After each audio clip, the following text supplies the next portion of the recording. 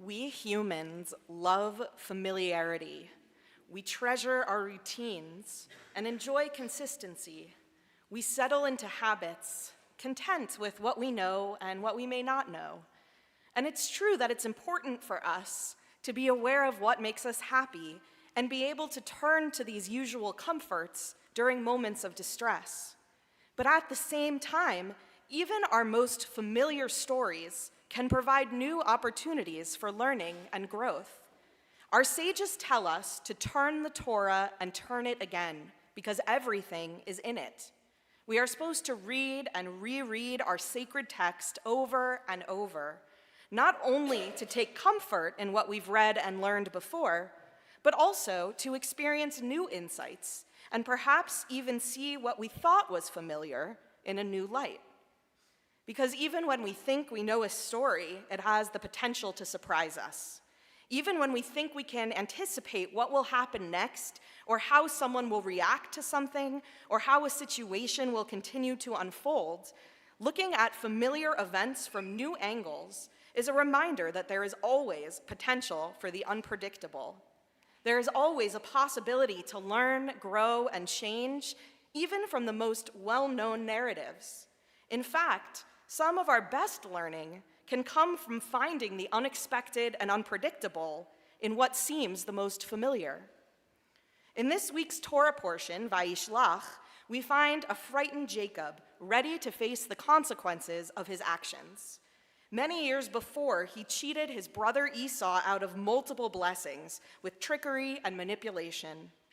Now, having been on the receiving end of similar trickery, and with some time to grow and mature, Jacob has realized the error of his ways, and he's ready to make things right. He sends messengers to his brother and is informed that Esau is on his way to reunite with him at that very moment. Jacob is incredibly anxious.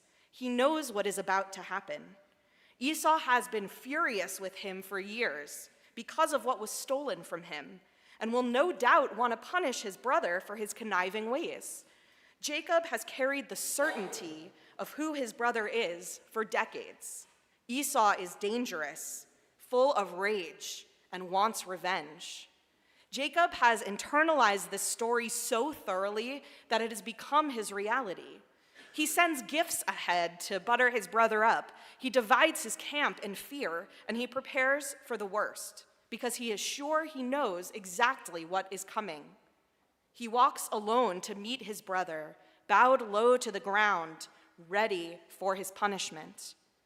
And Esau runs towards Jacob, not to meet him with blows or decades worth of rage, but to embrace him, to squeeze him tightly with joy for seeing him for the first time in so many years.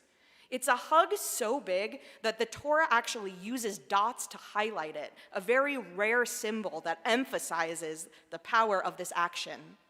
Instead of attack, Esau offers an embrace. Instead of revenge, Esau offers reconciliation. Jacob thought he knew his brother, but he didn't. There was more to Esau's story, more to his capacity for healing than Jacob could have imagined. And that moment of being proven wrong, of receiving forgiveness for guilt he has been carrying for years, changes Jacob for the better. It opens him to humility, to gratitude, to a new way of viewing his own life and his own story.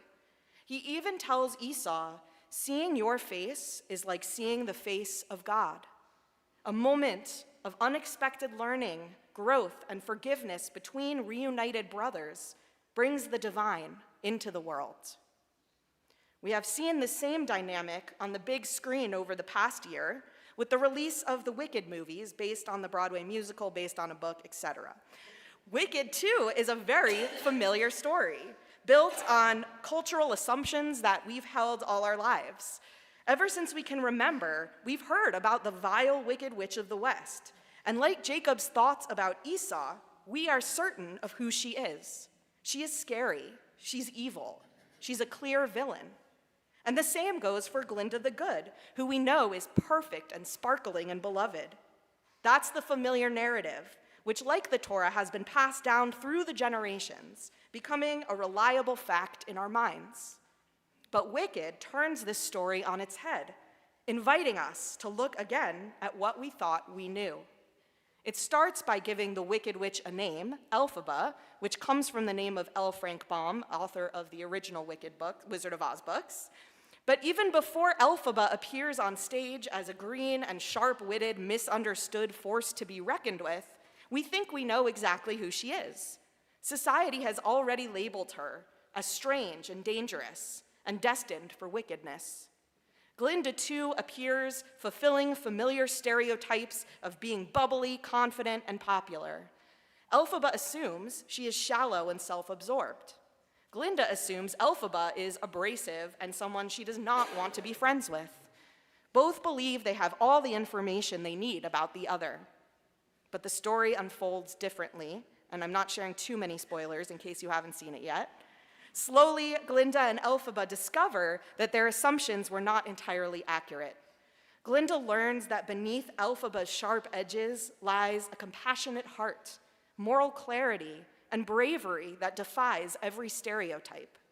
Elphaba discovers vulnerability and depth in Glinda, recognizing that her brightness is not just superficial, but rooted in a longing to be seen and valued.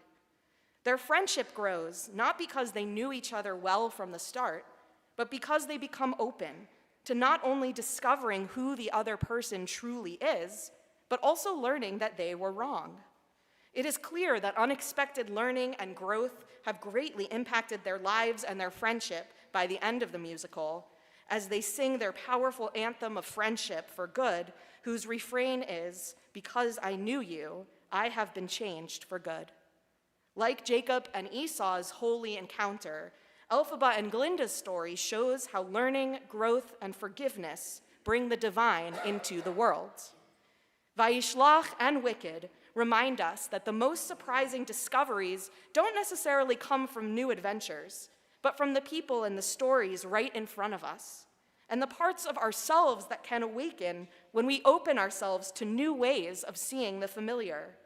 It's a spiritual truth as timeless as Torah and as modern as contemporary filmmaking that even the most well-known narratives have the capacity to change us when we open ourselves to engaging with new ideas and viewing people from different perspectives. When Jacob approaches Esau, he believes he already knows the ending. And because of that belief, he almost misses the possibility of reconciliation, of receiving an embrace so strong that it breaks old patterns and brings holiness into the lives of all he loves. When Glinda and Elphaba size each other up, they see caricatures rather than human beings, stereotypes and shallow assumptions instead of complex individuals. And because of that, they almost miss out on a friendship that will transform them and all of Oz for good. Yet our characters find redemption because they push through the discomfort of leaving the familiar behind, allowing themselves to be present for each moment, and opening their hearts in order to authentically experience the person right in front of them. As Jacob and Esau reunite, Jacob says, "Seeing your face is like seeing the face of God." At the end of Wicked, Elphaba and Glinda's beautiful ballad of friendship creates a lasting moment of divinity. These impactful interactions inspire us to engage in similar profound moments of encounter that help us perceive well-known people, places, and situations in a whole new light.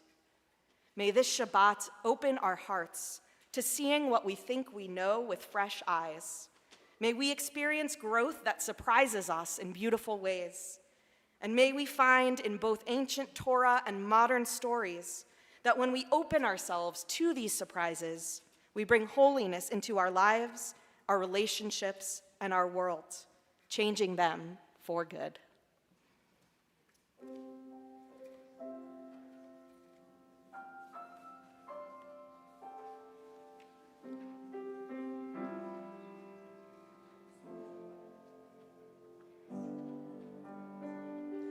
I've heard it said that people come into our lives for a reason, bringing something we must learn, and we are led to those who help us most to grow, if we let them, and we help them in return. Well, I don't know if I believe that's true, but I know I'm who I am today because I knew you. Like a comet pulled from orbit as it passes the sun, like a stream that meets a boulder halfway through the wood. Who can say if I've been changed for the better, but because I knew you,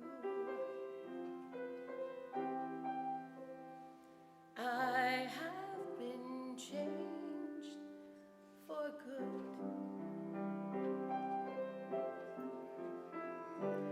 It well may be that we will never meet again in this lifetime.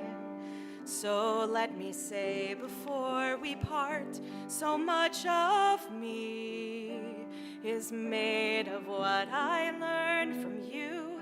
You'll be with me like a handprint on my heart. And now whatever way our stories end, I know you have rewritten mine by being my friend. Like a ship blown from its mooring by a wind off the sea, like a seed drop by a skybird in a distant wood. Who can say if I've been changed for the better, but because I knew you, because I knew you, I have been changed for good. And just to clear the air, I ask forgiveness for the things I've done you blame me for. but then I guess we know there's blame to share, And none of it seems to matter anymore. like a comet, Like a ship blown as from it its passes mooring the sun, by a wind off the like a sea, stream that meets a like a seed boulder dropped by a halfway bird in the wood. Who can say if I've been changed for the better? I do believe I have been changed for the better. and because I knew you, Because I knew you.